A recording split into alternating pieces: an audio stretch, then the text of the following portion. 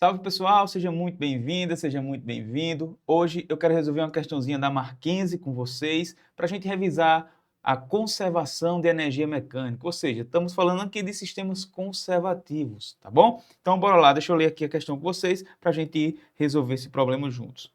Uma bolinha é abandonada do ponto A, do trilho liso, cara, ou trilha sem atrito, AB, né? Esse caminho aqui que ele vai fazer. E atinge o solo no ponto C. Está aqui embaixo, ó, já destaquei para vocês. Supondo que a velocidade da bolinha no ponto B seja horizontal, ou seja, a velocidade dela aqui no ponto B vai ser toda ó, horizontal, qual será essa alturazinha H aqui para a gente encontrar, tá bom? Pessoal, é o seguinte, é uma questãozinha que ela é um pouquinho demorada, tá? Mas nada de outro mundo. A gente vai ter que usar um pouquinho aqui de cinemática, lançamento horizontal, para a gente encontrar algumas grandezazinhas aqui. O que é que eu tenho, cara? O que é que eu tenho aqui por enquanto? Ó, presta atenção. Eu sei que do ponto A até a mesa, eu tenho uma altura H, que é o que ele quer que eu encontre. Como o sistema é conservativo, a energia mecânica no ponto A, ela tem que ser igual à energia mecânica no ponto B. Como ele foi, como o texto diz aqui, ó, abandonado no ponto A, significa que a velocidade do ponto A é igual a zero. Ei, e se a velocidade é igual a zero, a gente sabe que a energia cinética no ponto A ela vai ser igual a zero, né? mv² sobre 2, energia cinética. Isso daqui vai dar zero também. Ou seja, entre o ponto A e B, no ponto A, como tem esse desnível de altura Hzinho, a gente só vai ter energia potencial. Então, a energia mecânica no ponto A, ela é a própria potencial gravitacional, massa vezes a gravidade, vezes Hzinho. Tranquilo? No ponto B, o que é que a gente tem? Quando ele chega aqui no ponto B, o texto diz que ele sai com uma velocidade totalmente horizontal, VB. E como eu coloquei meu referencial de energia potencial, mesmo passando aqui no ponto B, eu não tenho energia potencial nesse ponto. Eu só vou ter energia cinética. Então, a energia mecânica no ponto B, eu vou colocar aqui embaixo, ó, a energia mecânica no ponto B, ela é a própria energia cinética naquele ponto. Massa, velocidade no ponto B ao quadrado, dividido por 2. Tá ok? Facinho, não é isso? Agora que a gente identificou quais são as energias que cada ponto tem, o que é que eu quero que a gente faça? Ora, se o sistema é conservativo, cara, a gente vai ter uma igualdade aqui das energias. Eu tenho que a energia como um todo se conserva. A energia mecânica no ponto A, ela é igual à energia mecânica no ponto B, já que eu não tenho perda de energia, só tenho energia potencial no ponto A se transformando em energia cinética no ponto B. É uma troca, isso daqui eu posso fazer de boa, tá? Isso daqui é uma condição de conservação da energia. Então, como a gente viu, a energia mecânica no ponto A é a própria energia potencial e a energia mecânica no ponto B é a energia cinética relacionada com a velocidade no ponto B. Simplifica aqui, ó, massa dos dois lados, eu tenho que a alturazinha H pode ser calculada como sendo a velocidade no ponto B ao quadrado dividido por 2 vezes o valor da gravidade. Bom, cheguei em uma equação, cheguei em uma expressão que me diz como eu poderia calcular o valor da minha altura Hzinho se eu tivesse a velocidade no ponto B. Tá? Mas aí é o problema. A gravidade eu conheço, é 10 metros por segundo ao quadrado, tá? Mas eu não conheço a velocidade no ponto B. E aí a gente vai adotar um pouquinho aqui das equações da cinemática para a gente encontrar essa velocidade. Vamos apelar para ela, tá?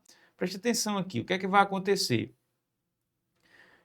Eu vou pegar no ponto B, traçar o eixo X aqui na horizontal e o eixo Y aqui, ó, na vertical, ok? Eixo X e Y. Bom, quando a gente estuda lançamento horizontal ou lançamento oblíquo, a gente viu que a única aceleração que atua aqui na queda do corpo, durante a queda, né, é a aceleração da gravidade, onde ela tem um módulo de aproximadamente 10 metros por segundo ao quadrado. Então, no eixo X, a gente não tem aceleração. Essa velocidade que o carinha começa aqui no ponto B, ela se mantém sempre a mesma, ela se mantém constante. E aí, no eixo X, o que é que a gente vai ter? Um movimento retilíneo e uniforme, tá? Nosso famoso movimento retilíneo e uniforme. Qual é a única equação que eu tenho no eixo X, um movimento uniforme? Ora, posição final, professor, é igual à posição inicial mais a velocidade no eixo X vezes o tempo. Aqui, ó, posição inicial, x0 igual a 0. Posição final, se você olhar no desenho, ele diz que o carinha parou numa posição aqui na horizontal, ó, posição final. Se a gente vir aqui no desenho, de 4 metros. Então aqui, ó, 4 metros. Então aqui eu já posso encontrar uma relação entre velocidade, posição e tempo. Isso daqui é 4 metros, igual posição inicial é 0. Quem é a velocidade no eixo horizontal, no eixo X? Ora, é a própria velocidade VB, cara. Ela não muda, tá? Então, esse Vx para a gente, ó, é a própria velocidade no ponto B, vezes o tempo. Ah, professor, então para saber agora a velocidade no ponto B, eu só precisaria encontrar o valor do tempo aqui, né? 4 sobre t, certo? Vou deixar aqui x final, tá, pessoal? Depois eu substituo ali no final. Então, você já sabe que isso daqui é 4 metros, beleza? Então, tem uma primeira equação, tem uma segunda, mas ainda não resolve meu problema. Por quê? Porque eu não tenho o valor de tempo. Eu sei a posição final, mas não sei o tempo. E aí eu preciso usar agora, olhar, na verdade, o outro eixo, o eixo na vertical. Qual é o tipo de movimento que eu tenho no eixo Y? Se eu tenho uma aceleração e ela é constante, que é o caso da nossa gravidade, a gente está falando aqui de um movimento retilíneo uniformemente variado. Ok? Então temos aqui um movimento uniforme e um movimento variado. Qual é a equação que a gente tem que relaciona altura, né, posições, velocidade inicial, tempo e aceleração no eixo Y, quando o movimento é uniformemente variado? É aquela equação que diz o seguinte, ó, y final é igual a y inicial mais a velocidade inicial no eixo Y vezes o tempo, mais gravidade sobre 2, que multiplica o tempo ao quadrado. Vamos olhar o que é que a gente conhece. Ele diz que a altura, aqui no eixo Y, é 3, a posição final, tá? 3,2. E aí vai ficar o seguinte, ó, y final igual, ora, posição inicial é y0, está aqui na origem do meu referencial, isso é 0. Velocidade inicial, a gente não tem componente no eixo Y, a gente só tem componente no eixo X, então isso daqui é 0 também, e sobrou gravidade sobre 2, deixa eu ajeitar aqui, gravidade sobre 2 vezes t ao quadrado. Então, daqui eu posso tirar que o valor do meu tempo vai ser o seguinte, tempo vai ser igual a 2 vezes y final dividido por g, tudo isso dentro de uma raiz quadrada, tá? Cheguei agora em outra equação aqui, vou chamar isso daqui de equação 3. Essa equação 3 me dá o valor de tempo que eu preciso colocar na equação 2, tá? O que foi que você fez aqui, professor? Ora, eu peguei esse 2, joguei para cá multiplicando, o g passei dividindo, depois eu tirei a raiz aqui, tá ok? Bom, vamos lá, vamos substituir aqui, ó, ver o que é que fica. Eu tenho tempo, eu vou substituir 2, ou vou substituir a equação 3 na equação 2. Vai ficar o seguinte, ó, velocidade no ponto B vai ser igual, em cima, posição final no eixo X, o alcance horizontal, dividido pelo tempo, que é a raiz quadrada de 2 vezes o valor da altura final, em y, né? Dividido pela gravidade. Isso daqui dentro de uma raiz. Está aqui minha velocidade. Perfeito? Bom, professor, e agora? Ora, se eu conheço a velocidade, eu posso substituir 2 em 1, né, para achar h. Então, a minha altura ela vai ser dada pela seguinte expressão. Velocidade ao quadrado, né? Então, se eu pegar esse termo aqui, ó, que é a velocidade elevar ao quadrado, o que é que vai sobrar? X final ao quadrado, dividido, cancela-se essa raiz, né?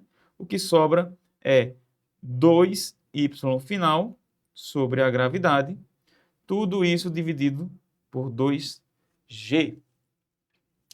Bora lá. H vai ser igual, repete a primeira expressão, né? Divisão de fração, x final ao quadrado, dividido por 2 vezes o valor de y final, vezes o inverso da segunda. Quem é o inverso da segunda aqui, pessoal? Como é que vai ficar aqui? Peraí ainda. Opa, volta aqui. Como é que vai ficar isso daqui, ó? Vamos olhar. Eu tenho primeiro que fazer a de cima aqui, certo? Então, vai ficar essa divisão aqui. Embaixo tem 2g. Vou inverter só em cima, ó. Repete a primeira, x final, e multiplica pelo inverso da segunda, g sobre 2y final. Ok? E aqui vai ficar o que agora? Bom, em cima vai ficar x final ao quadrado. Opa, vou ajeitar aqui. X final ao quadrado vezes a gravidade, dividido por 2y final sobre 2g.